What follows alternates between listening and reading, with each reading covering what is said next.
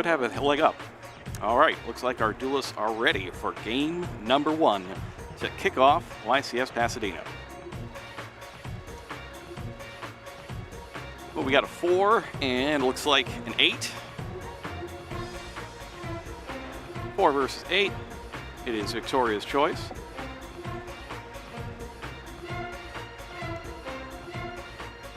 And it looks like he's going first. This is a bit of a tough one. So if you see, no monsters at all in a labyrinth deck, that is fairly normal. You don't play a huge monster count in that deck. What you really want to see is the trap card, Welcome Labyrinth.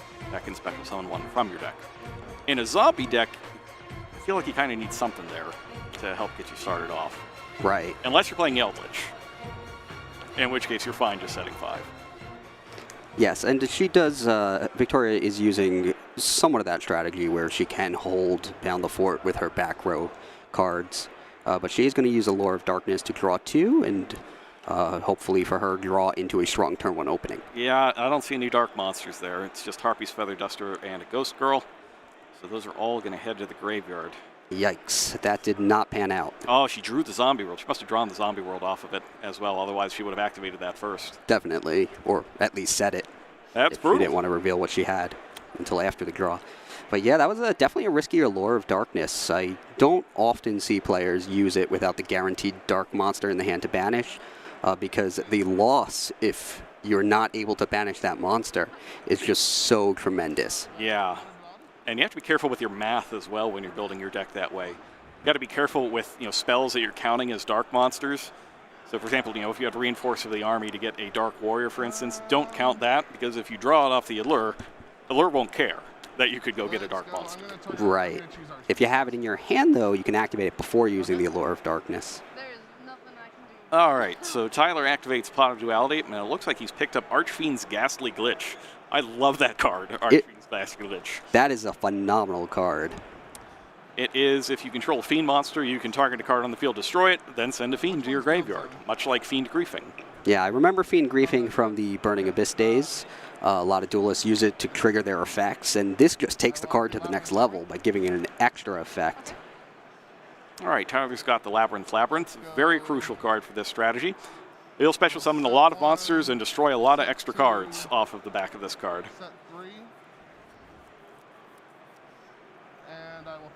And it's interesting because he knows that his opponent doesn't have Harpy's Feather Duster anymore because she discarded it to the Allure of Darkness. Yeah, that was pretty brutal. I assume that was not in her hand at the time she activated the Allure of Darkness, otherwise she would have set that as well. All right, so he's got the Welcome Labyrinth to go with it, very strong.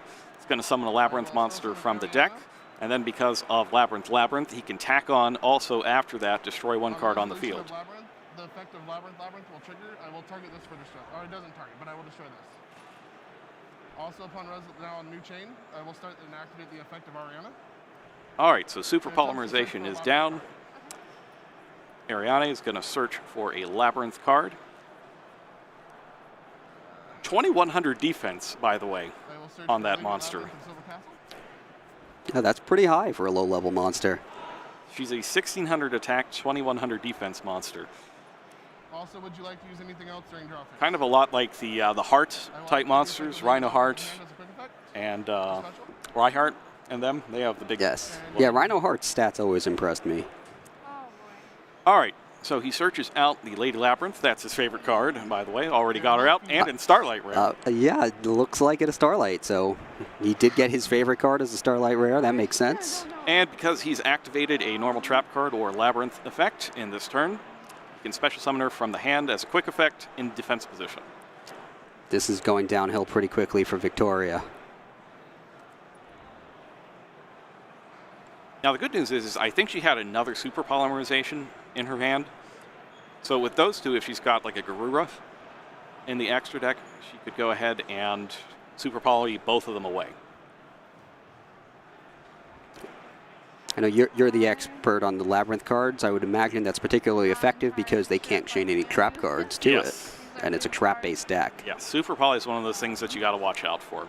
Luckily for Labyrinth duelists, a lot of people have been taking them out of their tier limit decks. as of late, just removing the super polymerizations. But it is something you've got to watch out for. Yeah, that's interesting. We've seen a lot of shifts of cards that people basically called some of the most powerful cards in the format, and super polymerization was one of them. Ash Blossom Joyous Spring was one of them, and duelists are gradually reducing the numbers of those cards that they're using, sometimes to zero, as new cards are released, and they need to make room for additional power.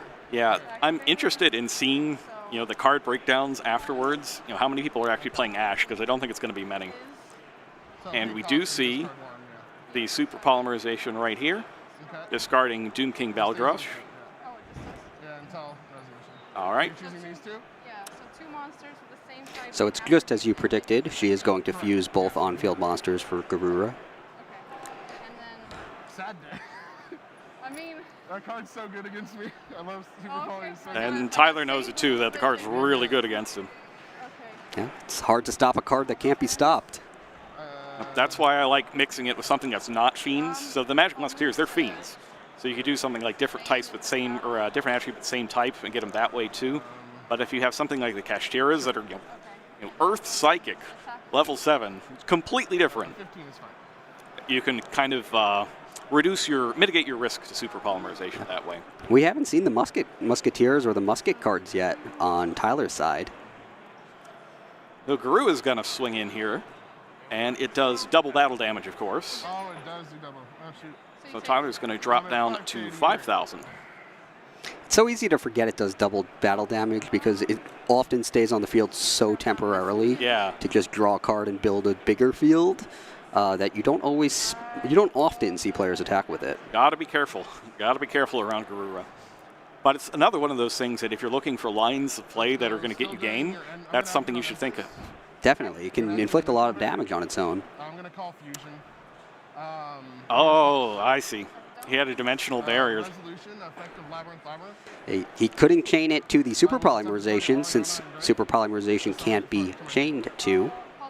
Oh, all right. So Labyrinth activates to special summon a monster from the deck or graveyard, but I don't think that is quite correct. I don't believe that targets, Drop turn. because it can summon from your hand or graveyard.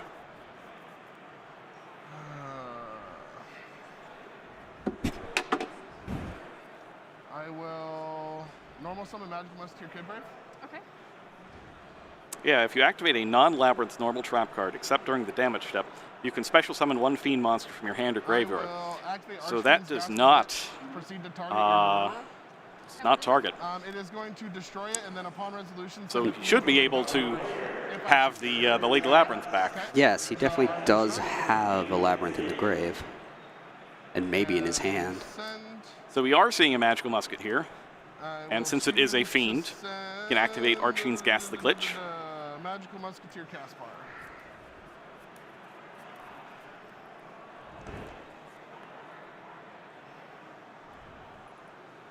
Upon resolution, affect a Labyrinth to target Caspar to summon from the graveyard. All right. Unstoppable, right? Still doesn't target, but he gets the Caspar back this time. So he's got Caspar and Kid Brave on the field. And now he can activate Magical Musket spell and trap cards from his hand during either player's turn. Now we get into some of the column stuff.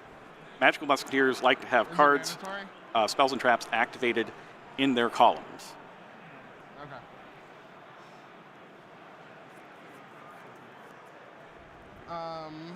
It's funny because Magical Musketeer Max is one of the most powerful cards in the deck. Yeah, it's really good. But here it does nothing because Victoria has actually 0 cards on the field. Three cards in your graveyard and banish them. Oh, okay. That's nice. So now we see a little bit of why he maybe chose to combine it with Magical Muskets, because they do have that ability to banish some cards from the graveyard. It's a little tough to make use of cards like that if they get the Keldo or the Mudora in their graveyard. They can just put them back. But getting them out of where they're useful can at least be temporarily helpful. Like you can put up a lot of damage in a small amount of time with the Labyrinth deck. It's really unassuming like that because of getting the cards, constantly getting the monsters back from Labyrinth. You can go from 0 monsters to 2 or 3 to 4 or 5 really, really quickly.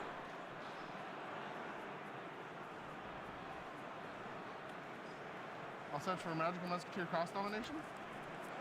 Cross domination can zero out a monster and negate its effects.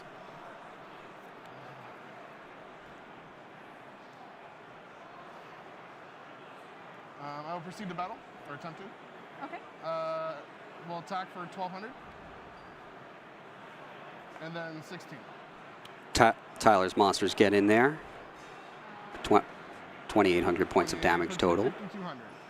I'm player 2. I'm just going to write 52.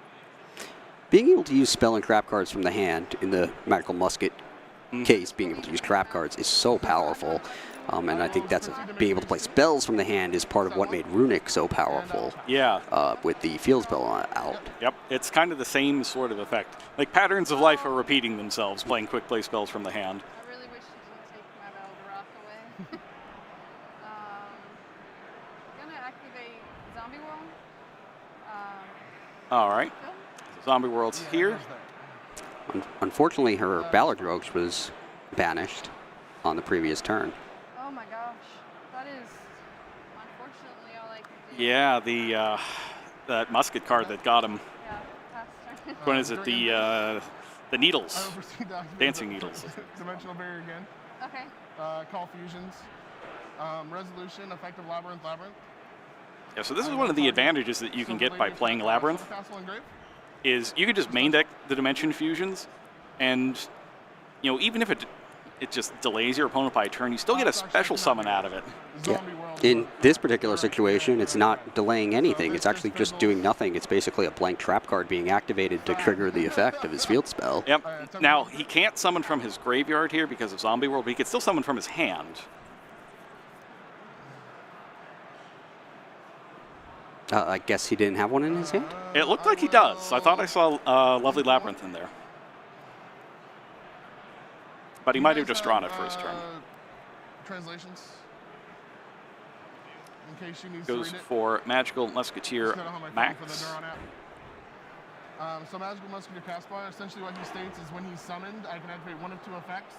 I am going to choose to activate the effect that allows me to summon monsters from my deck with Musket in their name, equal to the number of spells and traps you control. The other effect is that I can search spells and traps with Musket in their name up to the number of monsters you control. Okay. All right. So I'll choose to search So she's got one spell. You get one summon.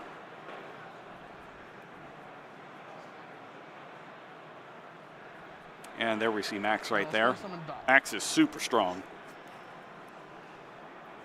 Yeah, it's interesting because the Labyrinth cards are very effective at gaining more cards, and so are the Musketeers.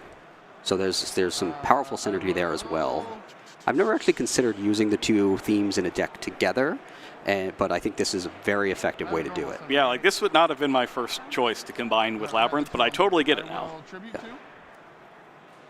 normal summon Lovely Lady Labyrinth. Oh, he did have her. Effect, I will attempt to target a trap in my graveyard to set it to my field. Yes. Of normal. So this card is really good. You really only play one of it because you can only use its effects once per turn. But she's got both a effect to just reset normal traps from your graveyard each turn, but also if you knock something out with a trap, she can also destroy another card in your opponent's hand or field. Wow. 41 total will put you to 1,100. I'm just gonna believe in you. Victoria has one more turn to draw a card that will save her. Yeah, and this is the nice setup too, because the muskets are light, right? They're light attribute. Labyrinth cards are dark attribute, so they aren't matching. They're not matching attributes and types. You're right. It does. Yeah. So this will proceed back to graveyard. This will proceed to field. And they're looking again. Yeah. Thank you. And I just even mentioned it too. Okay, That's so right. You can't tribute summon because of the Zombie World. Oh, you can only tribute summon zombies, and it is not a zombie in the hand. So that is 26. When do you see a tribute summoned Lady Labyrinth? It's not often. It is not often. It's unfortunate the one time he tried to do it, Zombie World was on the field, and he can't do it. And it seems like he missed the trick with Labyrinth that you could summon the Fiend from hand. So Right. he should be able to have it out there, but he just missed it. Right, the monsters in his hand obviously are not zombies. Oh, I didn't know if play was still paused or not. I don't know if that's going to change the fact, though, that Victoria needs to draw something on this turn to save her. Yeah, it's got to be real good. Draw for turn.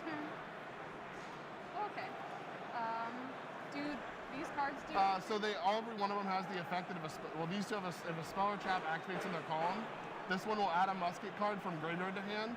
This adds a musket from deck to hand, and they all let me activate musket spells and traps from my hand during either player's turn. Okay. And then this card. Yeah. Okay. The first effect I activated is the only one besides the being able to activate card effects during your turn. Okay. All right, so she's got to play around a cross domination here. Sure. She's got And Gozuki. affect the send from deck to grave? On activation, I will activate Magic Musketeer. And Yeah, so Tyler will just negate its effect outright, so Victoria can't send a zombie from the graveyard. But, okay. That really restricts what she's able to do since we know she has no other cards in her hand. So obviously, it's the right play here. Yep. You know, it looks like Tyler's going to take this one pretty easily because it's also going to just knock out the attack and defense points too. Not right now. It's fine. Is cross domination halved or zeroed? You crushed the little bit of hope that I had left. I always get those mixed up. His attack is 0. Correct. That's right. I think it's zero. Cross domination zeroes the attack and defense points. I'll just end my turn. Okay. Drop. Super powerful, that one.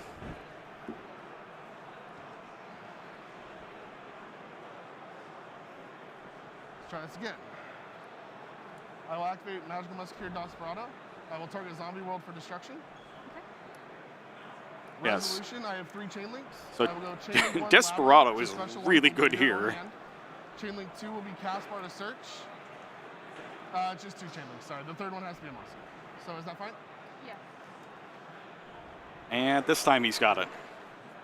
He read the effect this time. He's like, okay, yeah, no, that's how that works. He's going to get the Dancing Needle once again. And now he's going to be able to deploy And Lovely Will Labyrinth. summon Lovely Lady from my hand.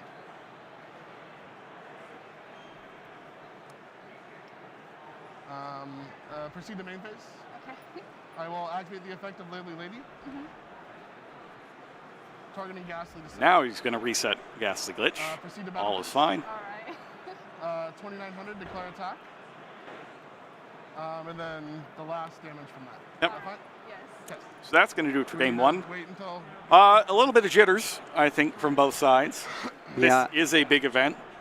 Just Yeah, I think so. The Allure of Darkness is probably where things went wrong for Victoria. She took a gamble there. It didn't pay off, unfortunately. Yeah, I don't know if it was ever going to pay off, though. Looking at the cards she actually did draw, Side isn't ready. a little rough. A little rough. But, you know, it's a good concept. The zombie worlds, the rivalries, being able to access that stuff really quickly and bringing back Ballartrash as a repeatable source of, you know, damage and removal and all of these good things.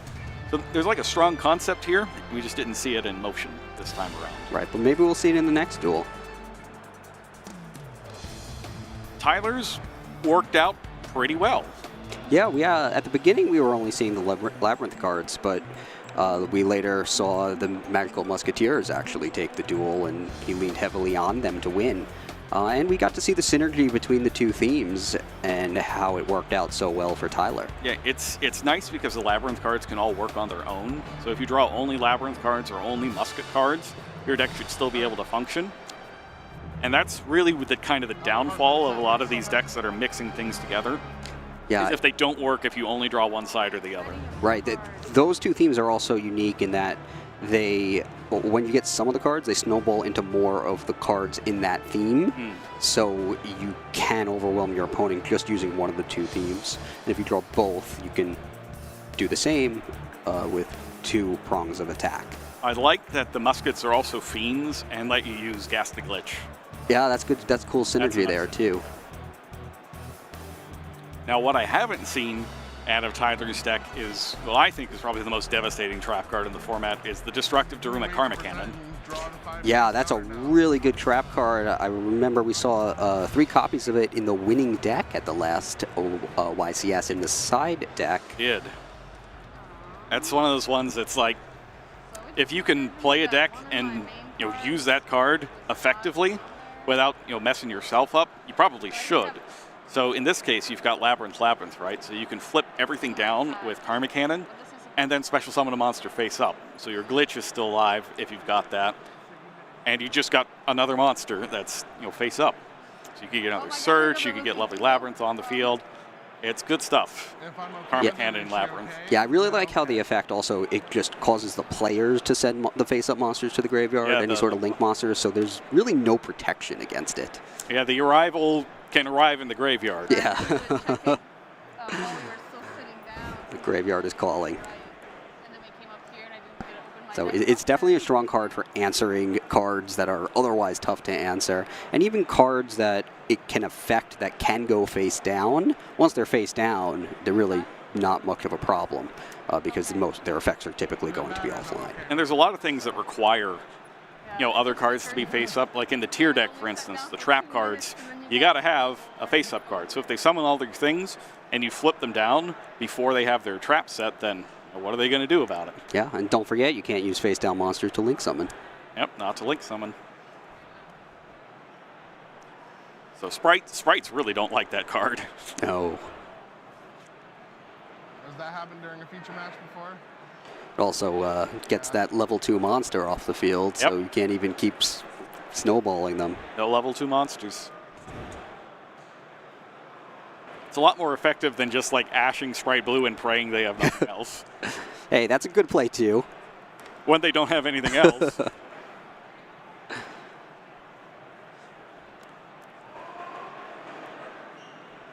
How many times do you ash the Sprite Blue and then they just go starter? Every time. That's why I don't do it. That's fine. Cool, so you're good. Okay, so I mean, I think that's probably why Ash has lost a lot of popularity. Interestingly, Victoria is actually not using Ash Blossom and Joyous Spring in her deck. Yeah, I don't blame her. I probably just wouldn't play it in this tournament. Yeah, but she is using Ghost Mourner and Moonlit Chill and Ghost Sister and Spooky Dogwood, though. And Ash Blossom is also a zombie tuner. And we've seen actually a lot of both Mourner and Moonlit Chill. And I mixed them together. I just said the full name of one card and thought it was two. Great. But we've seen those two. The Spooky Dogwood is the other one. Yes. We've seen them lately, just to like gain a bunch of life points off of, these really excessive combos. You can gain 10,000 life points off of a Sprite player doing their thing. It's easy. Yeah. And most players don't stop what they were planning to do just because their opponent will gain some life points. Which typically I think is the correct play. Maybe not at the end of the match. Yeah, if you're coming close to time, it's a little dangerous. Yeah. I wish I had my Nice little bonus of that card. And the other one does some damage as well. The Mourner.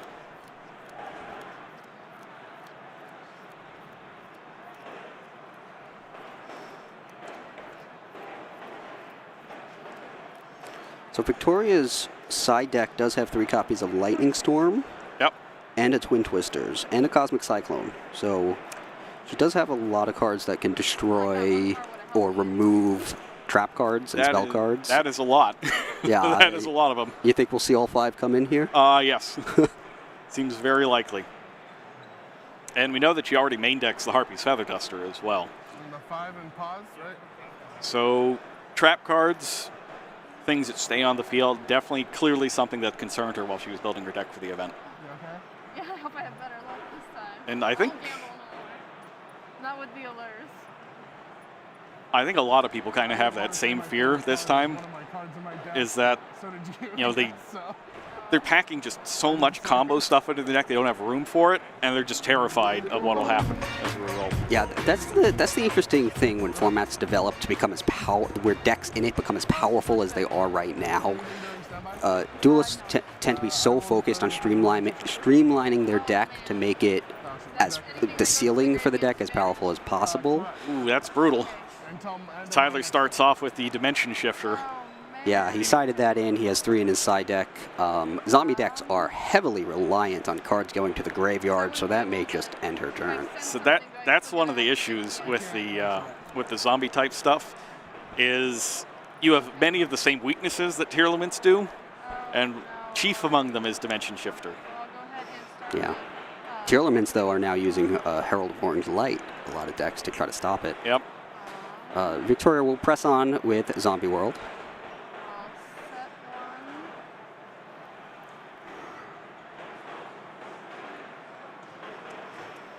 Yep. getting the zombie world down, still important here. We saw how much that actually affected Tyler last time around. A lot of his stuff just didn't work properly under zombie world. Right. So, maybe a little bit of payback for the dimension shifter here. You make my deck not work properly, I'll make yours not work too. Yeah, zombie world is not 100% effective, though. I'll go ahead and just try to protect myself for now. End phase, so the pass turn. We see a T set. That's not usually a good start. Face down monster, face down back row. Now the shifter's interesting because he can't send Stovey Torby to the graveyard or Chandraglier to the graveyard to activate their effects. Because half of the effect is a send to the graveyard cost, and the other half is just a discard. But send to the graveyard part doesn't work. Desperado to target zombie world to destroy. Oh, magical musket. Desperado is going to destroy the zombie world. Oh. So that's no longer a problem for him. He's got it with Caspar as well. Caspar upon resolution to search. Yeah, he wisely used it in the same column as his monster. That's a real good start if you can just clear it immediately. I'll search for dancing needle. Yeah, you can see with all of his graveyard hate stuff like the dancing needles and everything, Tyler's really got his deck set up to be like a heavy graveyard hate deck. Yeah, I'm sure he was expecting to play against a lot of tier elements in the tournament. Yep. And unfortunately for Victoria, as you were mentioning before, the cards that stop the tier element deck are also effective against zombies, so she is falling victim to that. Now this time she's got both a monster and a speller trap. So Max is here. We'll see which effects. Effective Max, I will attempt to, since you control one spell or trap, I will summon one from deck. So he chooses to get a monster instead of a speller trap.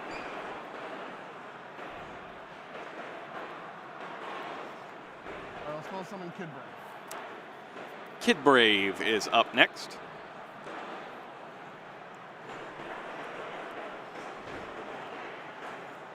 Proceed to battle phase.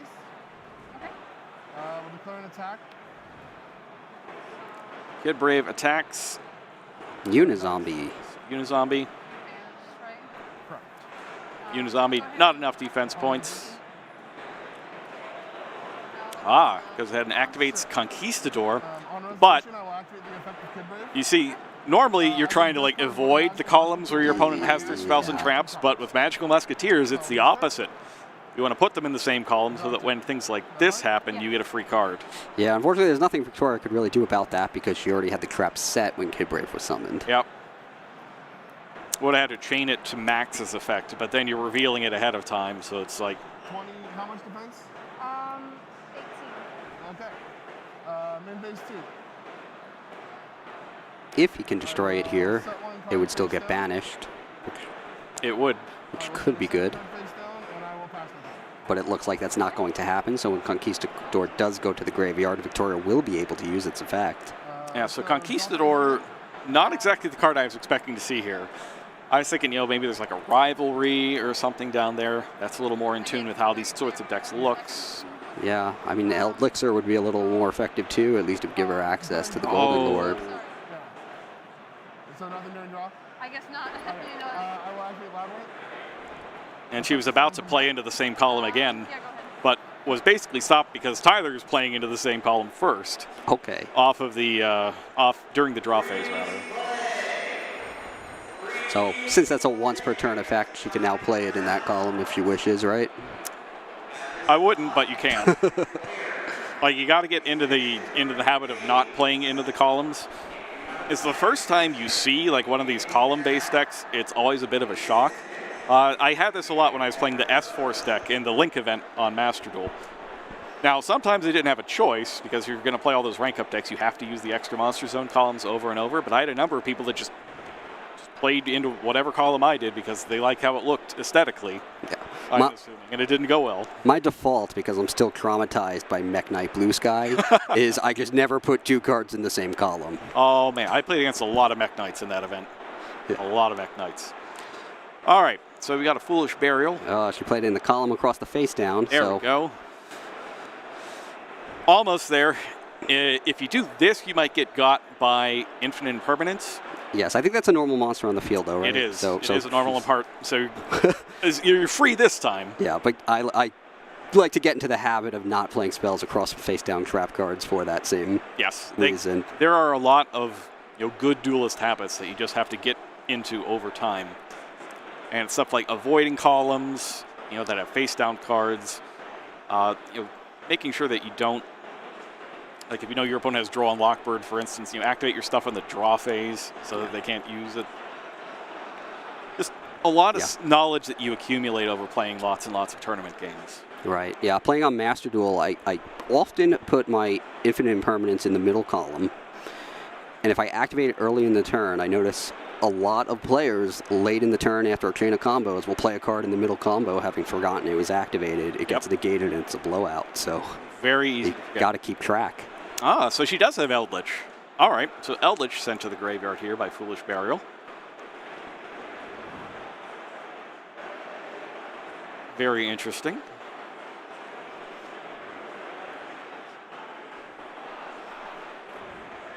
And then, at that point, Tyler's going to activate Archfiend's Ghastly Glitch to take out the Conquistador so that she doesn't have his spell trap on the field to send to get Eldritch back.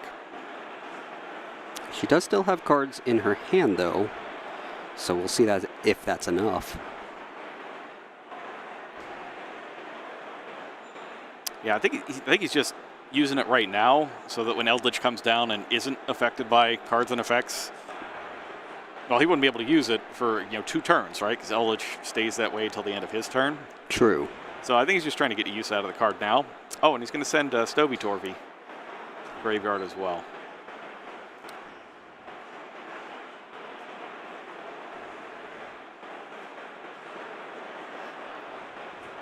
Going to set a card face down. And then use Eldritch. All right. Or no, maybe she's just going to the end phase, going to set an Elixir. Okay, she'll use the effect of the Conquistador.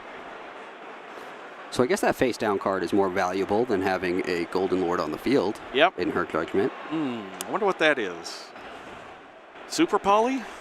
Could be. Super Poly? She does have a card in her hand.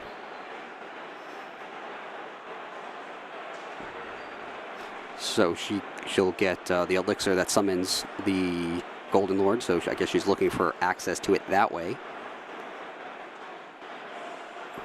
And also in the end phase, because a normal trap card was used this turn, Tyler's able to special summon Lady Labyrinth from his hand.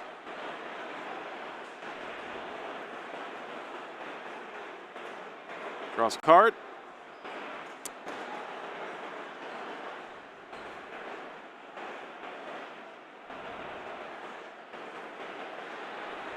Oh, and he's got the field spell, Labyrinth.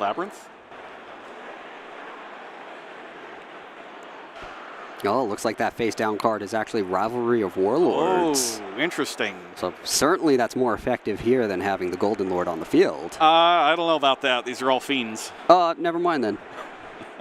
If she still had the zombie world, it'd be fantastic. Yeah, they would lock him into summoning monsters. Into not being able to summon monsters, rather. Yep. All right, got an Elixir. And Tyler can chain to that since it's a normal trap. He can chain to that with Lady Labyrinth to set a trap card with a different name from his deck.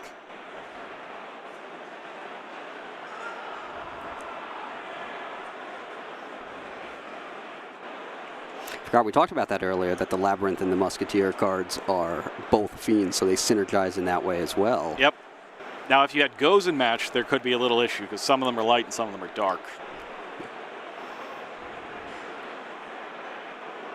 All right, but she's going to get the Golden Lord anyway. But he is affected by card effects. Only 2,800 defense, and Lady Labyrinth has 3,000. 3,000 attack, 2,900 defense.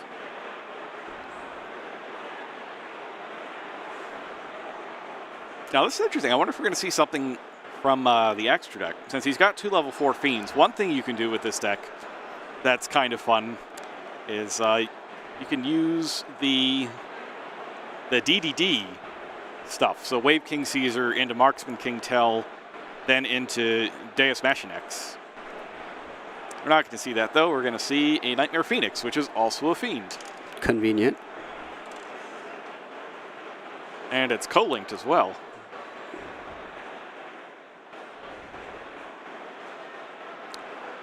We're not going to see it with that combination, though, because those are both Ariane. Two monsters with different names need to be used to summon it. Yes, you would need to use the green one and the pink one. So there's the Phoenix, as you mentioned, co-linked, so he'll get to draw a card.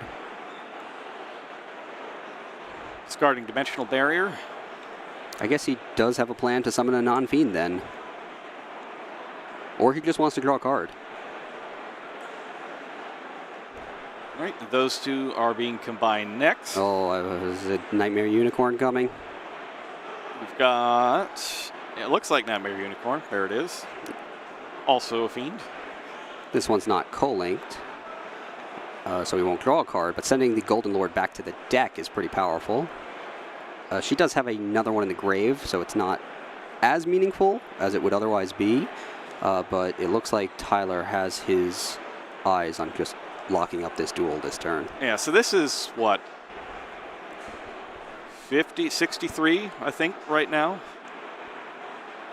So 3,023 is 53 and another 1,000 to 63. No, 6,200, sorry. Is that okay?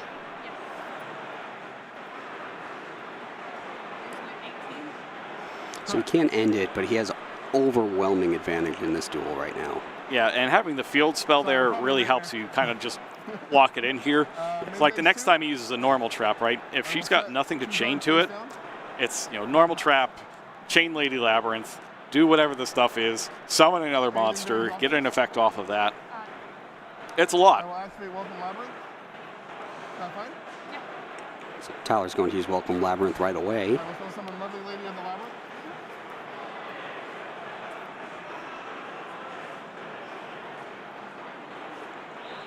Upon resolution, effective Labyrinth. Oh, I can't. Never mind. That is not correct. You wanted to special summon there, but it's if you use a Welcome Labyrinth card, you get to destroy a card. If you use a non-Labyrinth card, you get to special summon a card. If a normal trap activates, I can set one from deck. You cannot respond with monster effects to my normal trap effects. And then this lets me activate Magical Musketeers, spells and traps from my hand during the player's turn. During my turn? During either player's turn. Okay. Yeah, I'm not sure what you do here. I think it's Super Poly or bust. Well, she only has one card, so she can't even do that.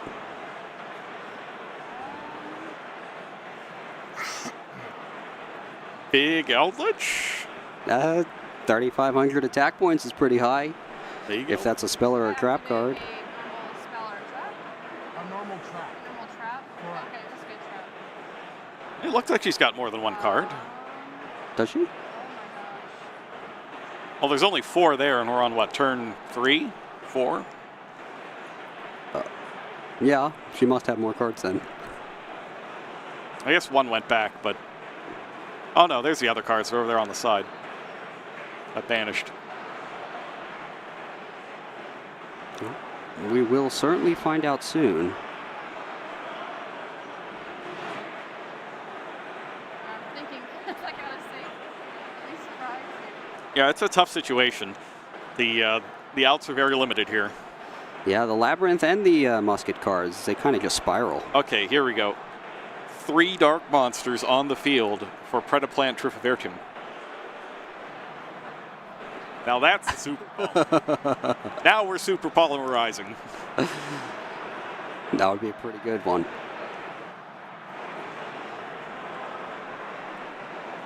don't think I can save myself.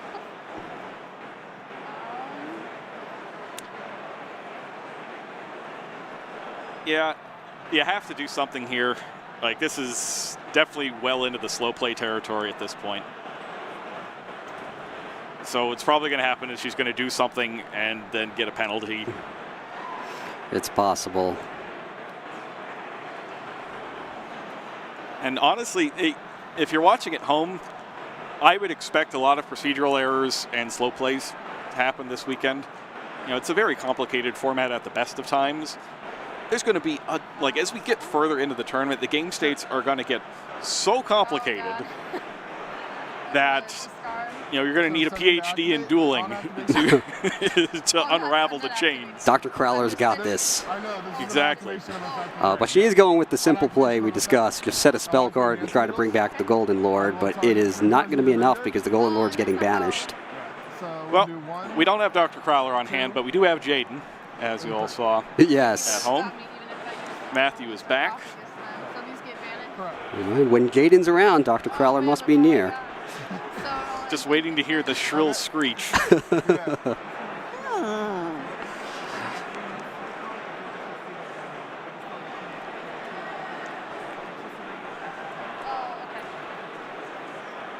So I'll double check. Yeah, I don't think there's anything left to do here. Declare attack again. You just Okay. Yeah. I think I would have done better if I was nervous. So don't lie. and you see the